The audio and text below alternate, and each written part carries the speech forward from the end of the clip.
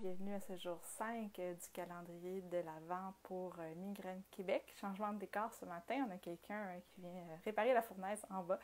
Donc voilà. Écoutez, aujourd'hui je vais vous parler de l'activation. Donc l'activation, c'est un principe qu'on nous apprend en gestion de la douleur chronique.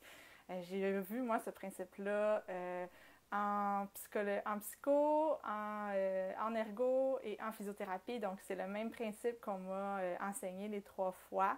Donc, je pense que c'est vraiment un principe officiellement officiel pour faire des activités quand on souffre de douleurs chroniques. Mais même, en fait, même si la migraine n'est pas chronique nécessairement dans votre cas, je pense que c'est une méthode qui est bonne pour tout le monde, en fait.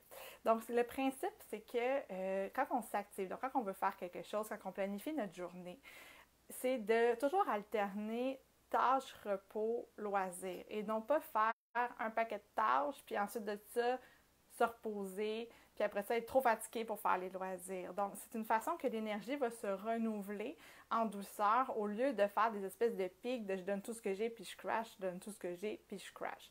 C'est une technique qui n'est pas évidente à appliquer au début parce que c'est un peu contre-intuitif. Surtout, je crois, pour des gens comme plusieurs d'entre nous qui ont des petites tendances performantes, type A de personnalité, là.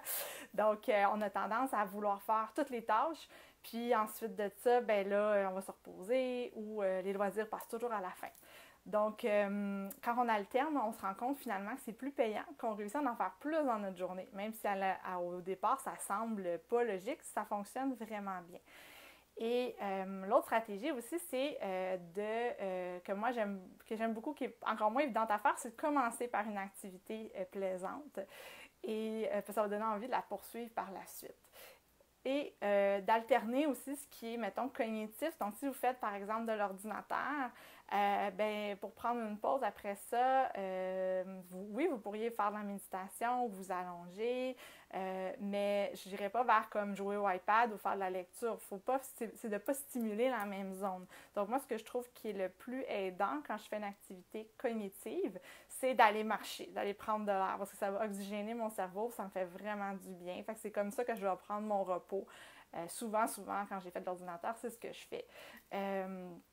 Donc, voilà. Alors, c'est ce que je vous invite à essayer, d'alterner comme ça, voir qu'est-ce qui fonctionne pour vous, quel genre de repos vous pouvez prendre. Est-ce que c'est de la méditation? Est-ce que c'est du Qigong? Est-ce que c'est prendre une tisane chaude?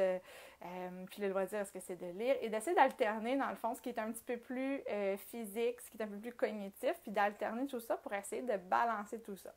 Alors, ben voilà, c'est ce que je vous invite à tester aujourd'hui et dans les prochains jours. Bonne journée. Oups, pardon.